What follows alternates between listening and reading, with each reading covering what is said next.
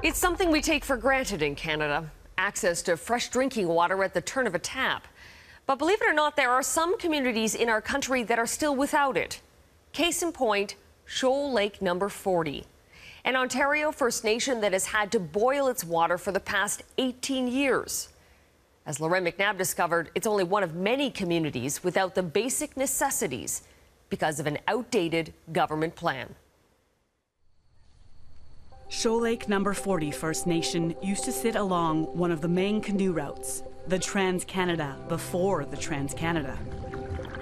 A trading hub where voyageurs came to trade furs with the Ojibwe people of Shoal Lake.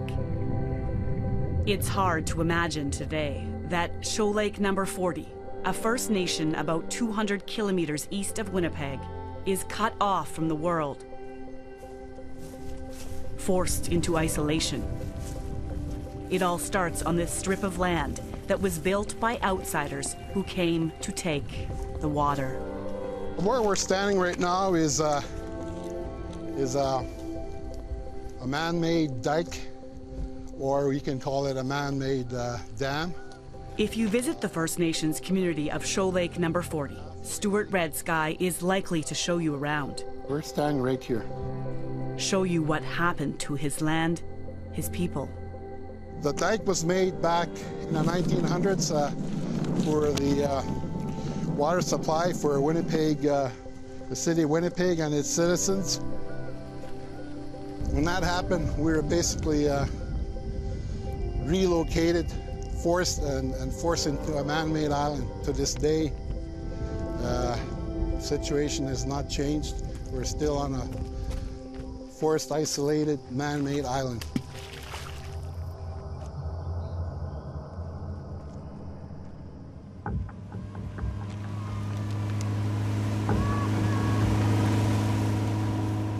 The community of about 250 people here at Shoal Lake number 40 is cut off on all sides, surrounded by water. So what we're going to do is we're going to go all the way around. This man-made canal is where Shoal Lake number 40 First Nations problems began 100 years ago. It was where the community was severed from the mainland, created to divert dirty water down into the reserve and away from the pristine waters drawn into an aqueduct bound for Winnipeg. We certainly were not involved in any kind of negotiations. It was more or less just take without asking. This is Shoal Lake number 40's chief, Irwin Red Sky. He says his community's problems began 100 years ago when the city of Winnipeg came to take the water. The city of Winnipeg was growing at the time. It was becoming the Chicago of the North, and they decided to look for water elsewhere because it was growing rapidly. And unfortunately, they looked to the east here, 100 miles east, where Shoal Lake has pristine water and 350 feet higher in elevation, so they thought they can just take the water from here. The water from this lake was taken for the city of Winnipeg. The Indigenous people of Shoal Lake say they didn't even give their consent. That water still feeds the citizens of Winnipeg today with fresh, clean water to drink. That cement area where the rails are over and above it, is exactly where the water pipe is that goes to Winnipeg. In the early 1900s, Winnipeg had a problem. It was drawing its water from the Assiniboine and Red Rivers, but outbreaks of typhoid fever sent them looking for another source of clean, fresh water. The irony is that here at Shoal Lake number 40, they haven't had access to clean drinking water in nearly 2 decades. We did everything around our backs in terms of getting their necessary approvals. The Canadian government expropriated nearly 3,400 acres of reserve land to the city of Winnipeg to build its aqueduct, without the consent of the people who lived there. Their engineering study said that with the exception of a few Indian, it's uninhabited. So they took that as a right, I guess, to take whatever they needed. Approvals for the aqueduct project went all the way to Washington, D.C., to the International Joint Commission, which oversees water shared by Canada and the U.S. The people living on the land say the only notice they had was this tiny ad, published in the local newspaper, The hearings went forward without Shoal Lake at the table, and the aqueduct project was greenlit. We still live the consequence of that decision to this day, 100 years later. 100 years later, here are some of the consequences. Crumbling, overcrowded houses. Buildings in need of repairs, like this primary school, or the band office. There's no road access, so garbage piles up. So does sewage underground. It leaks into the water supply. So it's no surprise that Shoal Lake Number 40 has no access to what the United Nations considers a basic human right: clean drinking water.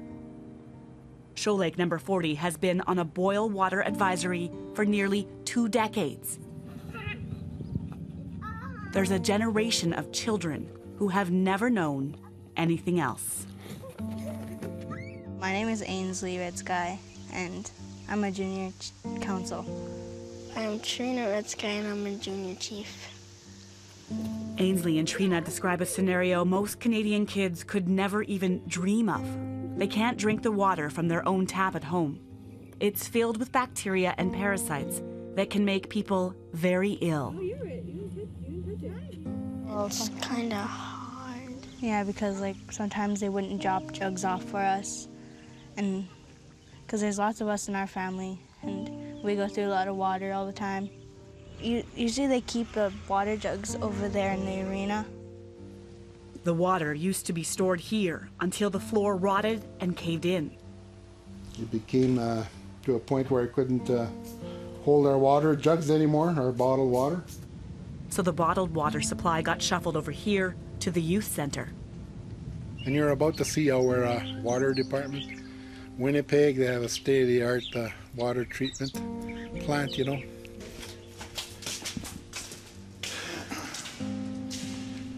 This is normally a youth center. A lot of children that are 18 years old or younger don't know nothing other than boil water advisory. The cost of bottled water for Shoal Lake Number 40 is $75,000 per year. But that's just the cost of the water itself. Transporting it, storing it, distributing it, that's all extra. All our discretionary funds are going towards access costs. That should not be. We should be building houses and improving our education system. To make things right, the chief is trying to build an all-weather access road connecting Shoal Lake Number 40 directly to the Trans-Canada Highway. No more ferry, no more treacherous ice roads. The place marker he's erected says it all. There's never enough funds to fix everything, but I understand that. But you give us some infrastructure like this road that we desperately need to be self-sufficient, so we don't depend on government handouts and be self-sustaining community. We always were, and we have it, we can be again. They've started to build Freedom Road with what money they have, but there are obstacles beyond the 25 kilometers of forest they'll need to clear. They still need $10 million from the federal government.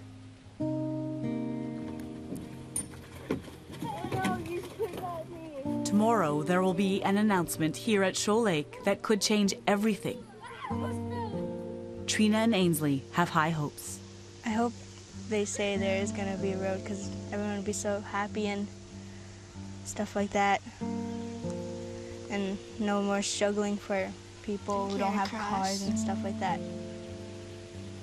Everyone would just be excited for it. I would. I hope there will be a road being built. The Freedom Road. Next. Ladies and gentlemen, I have a very troubled man today. Holding out hope for government help. Are you committed in principle to seeing the road constructed?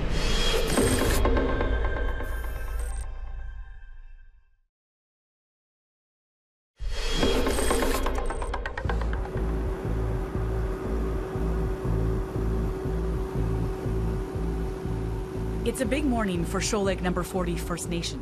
Delegates from the City of Winnipeg, Province of Manitoba, and federal government are here to talk about infrastructure. Are you committed in principle to seeing the road constructed? Today, the community here will find out whether they'll get the final $10 million they need to build an all-weather access road, a lifeline to things like clean drinking water and economic opportunity. And if it doesn't, the children of Shoal Lake No. 40 will be ready with their homemade protest signs. See, the situation isn't simple. The feds and Ontario government want to add another lane to the Trans-Canada Highway. But since it's on First Nations land, they need Shoal Lake No. 40's permission. And Shoal Lake No. 40 wants something in return. A road for a road.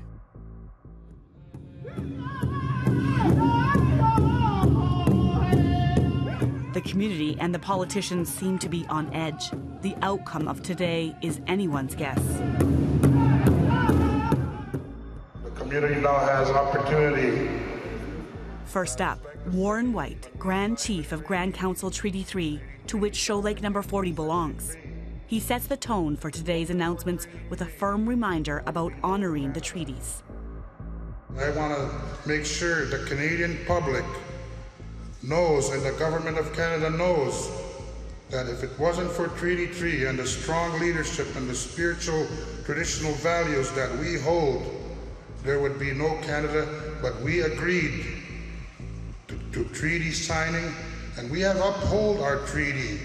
We've never ended our end of the bargain.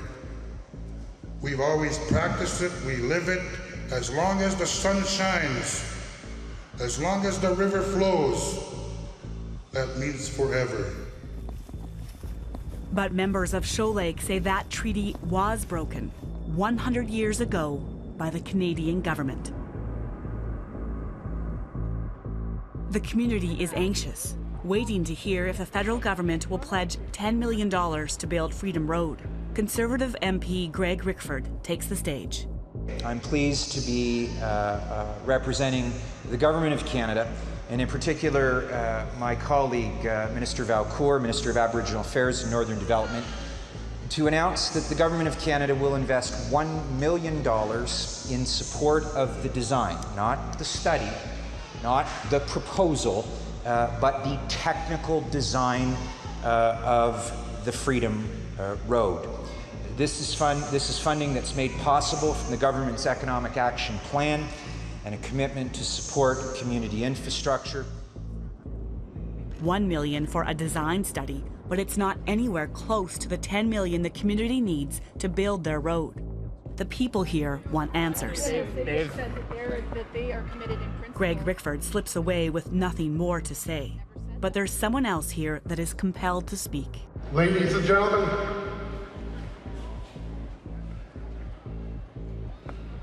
I am a very troubled man today.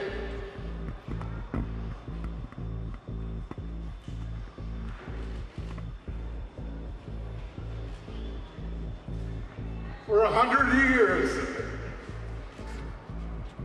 Shoal Lake No. 40 First Nation has had to pay so Winnipeg could get fresh water.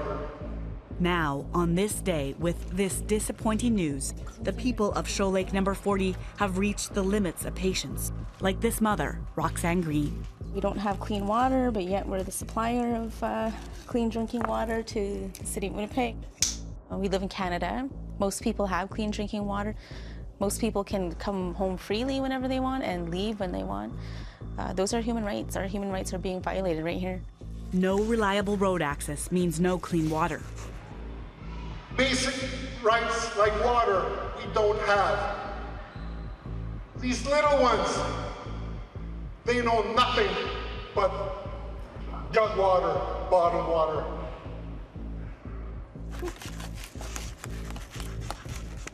The possibilities are endless once we have that road. But right now, without a road, the excuse of why they don't want to build us a treatment plant is because there's no access for things to get here. Without basic infrastructure like safe road access and clean drinking water, the First Nations people of Shoal Lake No. 40 worry about the future of the youngest members of the community. Our children can Eureka! Come here, girl.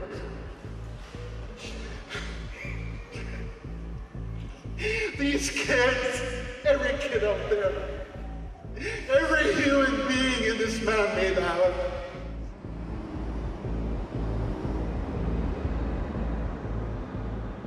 Until things change here, life goes on status quo.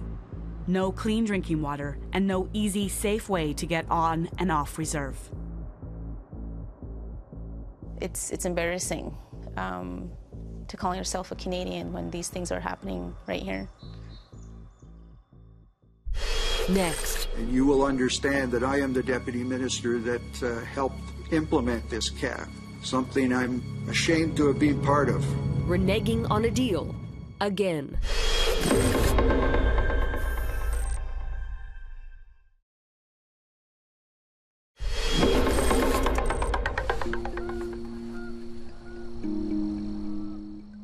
All of our communities live next to water, on or next to waterways. This is how our communities were formed. This is how we traveled.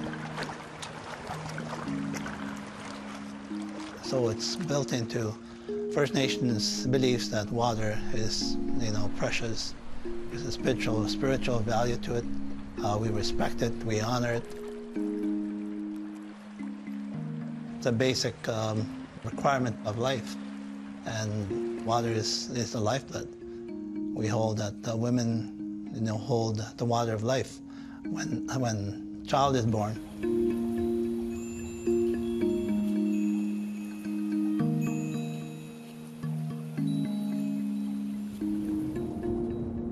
But for many First Nations communities across Canada, the relationship to water has become tenuous. As of January 2015, 126 First Nations communities had drinking water advisories. That accounts for 20% of all First Nations in Canada. An estimated 20,000, or 1 in 16 First Nations people living on reserves, are without access to running water or sewage treatment.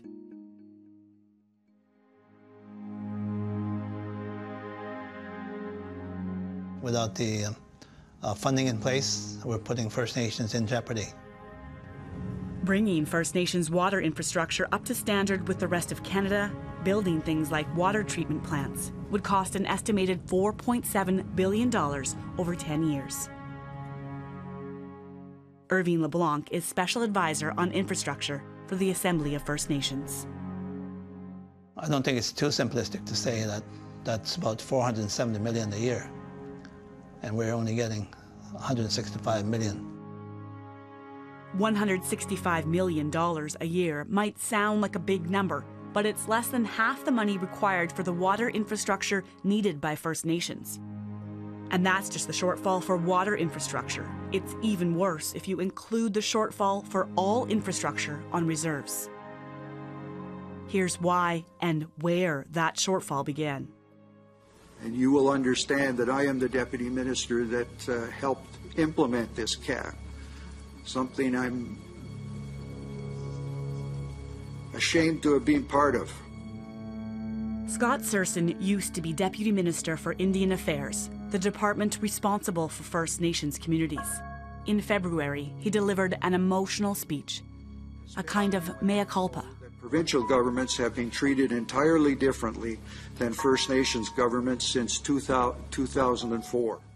Here's what happened. Back in 1998, Serson was part of a government plan to restrict spending to help pull Canada out of its recession. For his department, that meant a 2% cap on First Nations infrastructure spending. This was meant to be temporary. 18 years later, First Nations have every reason to believe they were misled. How can we expect them to believe anything they are told by government while the 2% cap continues? This is an eagle's feather presented to me by National Chief Phil Fontaine. Serson is now long retired, but continues to volunteer and consult on First Nations issues. For me, it was always about making a better country.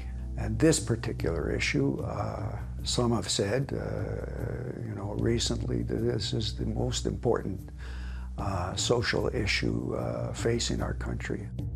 From his home in Ottawa, Serson revealed to 16 by 9 why he ended up in front of that Senate committee in February. He recalls the original meeting with First Nations in 1998 and what he proposed to them. If you cooperate with us, when the deficit is defeated, we will establish a new and fair rate of growth. That was the commitment we made. But in 2004, when the recession lifted and the government started to reinvest in the provinces, it didn't reinvest in First Nations infrastructure as promised. Instead, it kept the 2% spending cap in place. The failure to honor that commitment made me feel a part of that negative history of lack of following up on commitments by the Government of Canada. Canada ranks between 6th and 8th on the United Nations Human Development Index. But if you apply the same indices to First Nations people, we fall anywhere between 63rd and 78th. That's a huge gap. National Chief Perry Bellegarde recently launched a campaign called Closing the Gap. That means removal of the 2% cap that's been out to our communities for 20 years, which was only supposed to be a temporary measure that has not kept up with inflation, that has not kept up the rising population in our territories. So there's a call for a new fiscal framework. 16 by 9 requested an interview with Aboriginal Affairs and Northern Development Canada, the department in charge of First Nations infrastructure spending, to find out if there were plans to remove the 2% funding cap. It turned down our interview request, but did provide a statement. The 2% increase is not a cap per se, but rather an escalator for inflation and population growth, which guarantees a minimum rate of increase in spending on Aboriginal core services. Additional funding in successive budgets to support Aboriginal people has been provided beyond the 2%.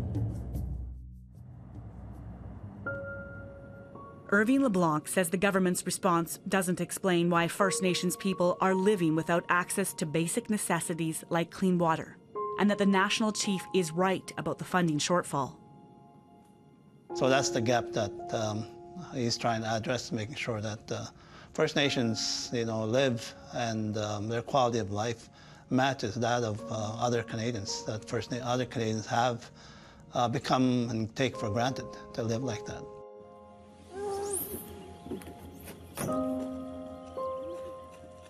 Back at Shoal Lake No. 40 First Nation, Trina and Ainsley Red Sky continue to live under a boil water advisory, still hoping that one day the urgency of their situation will be recognized and addressed.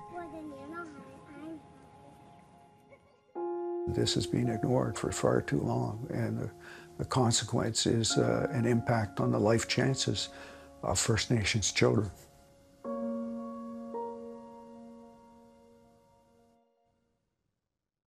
The people of Shoal Lake No. 40 remain hopeful.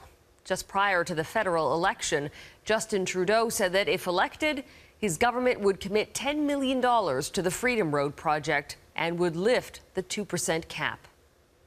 We'll be right back.